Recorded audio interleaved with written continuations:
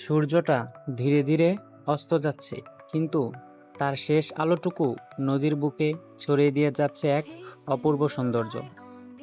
নদীর পানিতে সূর্যের প্রতিচ্ছবি দেখে মনে হয় প্রকৃতি যেন নিজের হাতে একটি ছবি এঁকে দিয়েছে। এই সুন্দর দৃশ্যের মাঝে নেই কোনো ব্যস্ততা, নেই কোনো কোলাহল, আছে শুধু নদীর ঢেউ, হালকা বাতাস আর নীরব এক প্রশান্তি। হয়তো জীবনটাও ঠিক এমনই, কিছু সময় অন্ধকার আসে শুধু নতুন একটি ভোরের অপেক্ষায়। জীবনে আমরা অনেক কিছু পাওয়ার পেছনে ছুটে চলি, কিন্তু কখনো সুখ লুকিয়ে থাকে এমন ছোট ছোট মুহূর্তের মধ্যেই। একটা সূর্যাস্ত, নদীর পাড় আর কিছুটা নিরিবিলি সময় মন ভালো করার জন্য হয়তো এতটুকুই যথেষ্ট। সূর্য আজ ডুবে যাচ্ছে, কিন্তু আগামীকাল আবার নতুন আলো নিয়ে ফিরে আসবে।